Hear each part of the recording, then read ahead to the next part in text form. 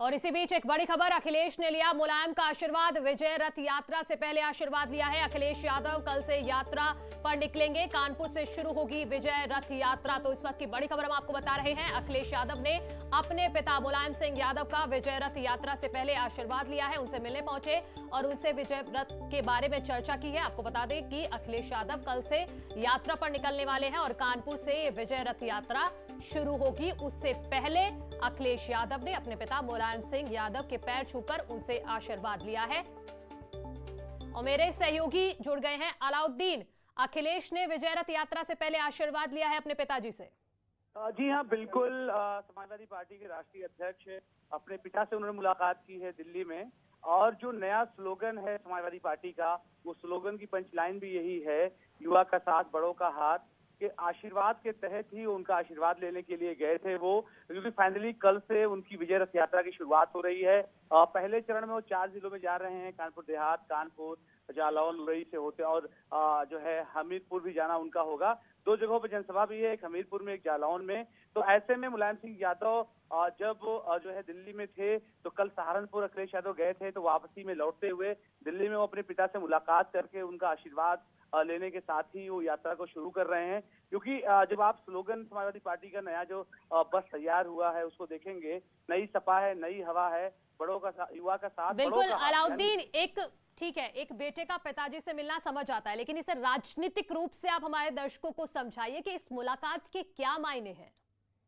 देखिए, पूरी हिस्ट्री भी एक जरा सा उसका विजिट करना होगा कि जब 89 में पहली बार क्रांति रथ निकली थी, 2001 में, फिर 2011 में, इन तमाम यात्राओं के बीच में समाजवादी पार्टी के संरक्षक मुलायम सिंह यादव खुद मौजूद रहे थे। लेकिन ये जो यात्रा कल से निकल रही है, यानी 2021 यात्रा निकल रही है, इसमें मुलायम सिंह अस्वस्थ होने की वजह से मौजूद नहीं रहेंगे। तो ऐसे में इस बात को आप मान के चलें कि पार्टी का जो फंडामेंटलिज्म है, या जो उसकी नींव की बात जब होती है, तो हम कहीं से भी समाजवादी पार्टी के संरक्षक मुलायम सिंह यादव को नहीं भूल सकते हैं। और ये बात भी सच है कि मुलायम सिंह यादव ने ही समाजवादी पार्टी को एक नई दिशा, नई धार दी। उसके बाद समाजवादी पार्टी 4 बार उत्तर प्रदेश की राजनीति में सत्ता में आई। तो उनके पिता के तौर पे तो अखिलेश यादव। बिल्कुल अलाउद्दीन, आप हमारे साथ रहिए। सपा प्रवक्ता हमारे साथ अनुराग भदौरिया जी जुड़ गए हैं। अनुराग जी, स्वागत है आपका न्यूज़ 18 पर। सबसे पहले पोस्टर जारी किया गया था विजय रथ यात्रा का, जिसमें सिर्फ अखिलेश यादव दिखाई दे रहे थे, मुलायम सिंह यादव उस पोस्टर में कहीं नहीं थे। और अब विजय रथ यात्रा से पहले आशीर्वाद लिया है अखिलेश यादव ने मुलायम सिंह यादव का। देखिए, एक जो पुत्र होता है, ये हमारी हिंदू संस्कृति की और हिंदुस्तान की संस्कृति है कि पुत्र हमेशा अपने पिता का आशीर्वाद लेता है। तो उन्होंने उसमें आशीर्वाद लिया। मुझे ये नहीं समझ में आई कि इसमें खबर क्या है, वो बताओ तो मैं कुछ, उसमें सवाल क्या है तो मैं जवाब दूं। भाई, एक पुत्र ने पिता का आशीर्वाद लिया, तो आपको इसमें कोई खबर, कुछ मायने नजर नहीं आ रहे हैं अनुराग जी? नहीं, आपका सवाल नहीं समझ में आ रहा है। आप सवाल, मेरा सवाल ये है अनुराग जी, देखिए, पहले पोस्टर जारी किया गया था जिसमें सिर्फ अखिलेश यादव थे, ठीक है, और अब विजय रथ यात्रा से पहले अखिलेश आशीर्वाद लेने पहुंचे हैं अपने पिताजी का। इसे राजनीतिक रूप से ही देखिए, आप सिर्फ पिता पुत्र की एक नॉर्मल मुलाकात के रूप में आप इसको नहीं देख सकते हैं। देखिए, तो आप इससे देखिए कि आपने शायद पोस्टर नहीं देखा फिर पूरे ठीक से। पोस्टर देखा है सर, मैं सिर्फ पोस्टर की बात कर रही हूँ। शुरू कर देते हैं, कमाल की बात कर रहे हैं, मेरी बात बिना सुने चिल्लाने लगते हैं। मैंने कहा कि 3 पोस्टर आए हैं, आपने सिर्फ एक पोस्टर देखा है, आपने और 2-3 पोस्टर नहीं देखे। ये मैं कहना चाह रहा हूँ। आपने बस देखी, बस में आपने फोटो देखी होगी, एक तरफ की फोटो देखी, दूसरी तरफ की फोटो देखी। इसलिए कहता हूँ, जनता को गुमराह मत कीजिए, पूरी खबर बिना जाने खबर मत बोलिए।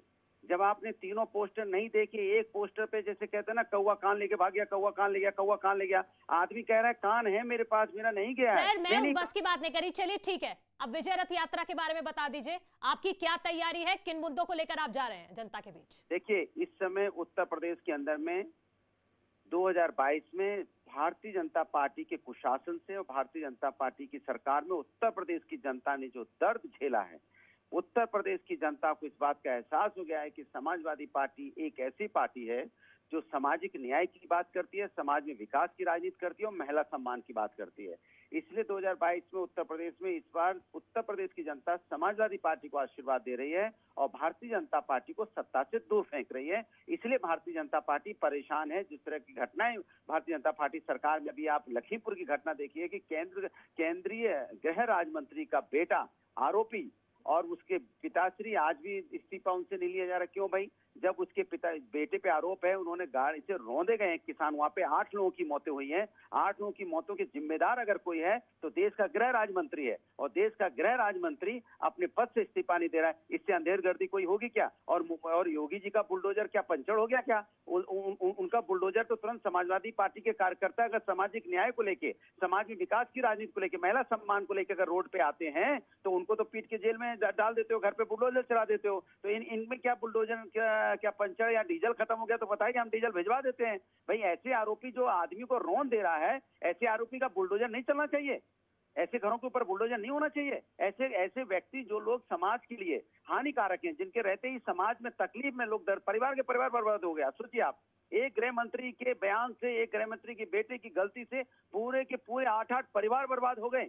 मतलब अगर उसमें अगर एक परिवार में 4 लोगों को लोगे तो कम से कम 32 परिवार बर्बाद हो गए। 32 परिवार का मतलब आप समझते हैं? इसका पूरा के पूरी जिम्मेदारी किस पे हुई? ये हमारे आपके लिए खबर है, लेकिन 32 परिवार के लिए क्या है जिंदगी? ठीक है अनुराग जी, मैं समझ रही हूँ आप बीजेपी के खिलाफ हमलावर है और होना भी चाहिए, विपक्ष को इतना मुखर होना चाहिए। लेकिन मैं ये समझना चाह रही हूं कि आप ये बताइए कि यात्रा कहां-कहां से जाएगी, कितने लोग इस यात्रा में शामिल होंगे और आपको क्या उम्मीद लग रही है कि साइकिल यात्रा की तरह ही आपकी ये विजय रथ यात्रा आपको आशीर्वाद दिलाएगी 2022 में?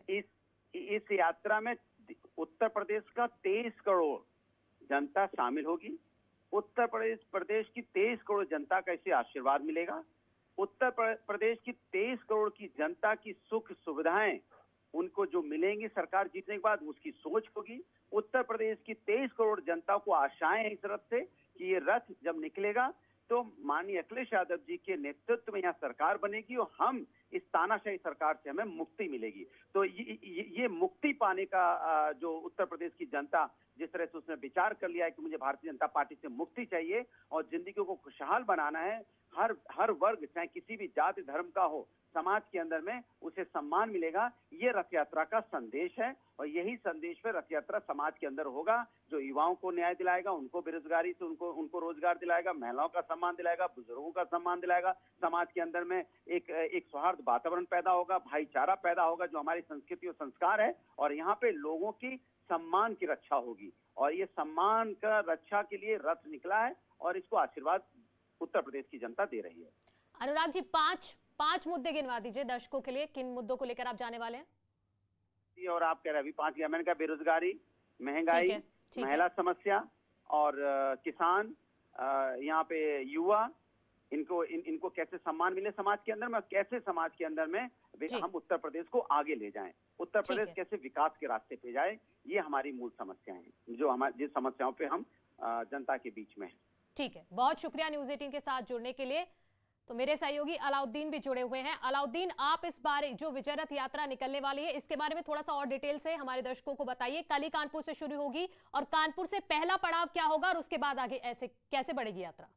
देखिए, जो यात्रा के लिए जिस बस का इस्तेमाल किया गया है उस पर जो स्लोगन्स लिखे गए हैं, जो सवाल आप अनुराग से पूछ रही थी, उसमें 5 चीजों का जो जिक्र था कि किसान, नौजवान, दलित, शोषित, वंचित, पिछड़ा, अल्पसंख्यक और सभी वर्गों को न्याय दिलाने के नारे लिखे गए हैं।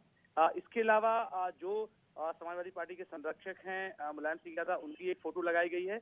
आजम खान की एक फोटो है, प्रोफेसर राम गोपाल यादव की, और नरेश पटेल जो स्टेट प्रेसिडेंट है उनका। और सामने की तरफ बड़ा स्लोगन लिखा गया है जिसमें बड़ों का हाथ, युवा का साथ का जिक्र किया गया है। जहां तक कार्यक्रम की डिटेल की बात है, कार्यक्रम कल गंगा का जो पुल है उन्नाव के बाद जस्ट जब हम प्रवेश कानपुर में करते हैं वहां पर बस खड़ी होगी। उसके बाद फिर नौबस्ता का जो पुल है, फ्लाईओवर है, वहां से बस होती हुई सीधा निकलेगी नेवेली लाइट का जो इलाका है घाटमपुर में, जो बिजली घर है उसको घाटमपुर आप मान सकते हैं, वहां दोपहर 2 बजे पहुंचेगी। 12 बजे यानी कि रथ की शुरुआत होगी कानपुर से। लखनऊ से बाई रोड सुबह 9:30 बजे के करीब अखिलेश यादव निकलेंगे। कानपुर में वो रथ को ज्वाइन करेंगे। बस जो है अभी देर शाम ही यहाँ से रवाना हो जाएगी लखनऊ से, और देर रात को ही उसको नवबस्ता के पुल पर जो है खड़ा कर दिया जाएगा। तमाम सिक्योरिटी के चेक और तमाम दूसरी फॉर्मेलिटी है वो पूरी की जाएंगी। जो शेड्यूल टाइम है वो 12 बजे का नवबस्ता से निकल करके 2 बजे करीब घाटमपुर पहुंचने का है, और शाम 5 बजे हमीरपुर कार्यक्रम है और एक रैली भी है। 3 घंटे में यानी घाटमपुर से हमीरपुर पहुंचने का समय दिया गया है। ठीक है अलाउद्दीन।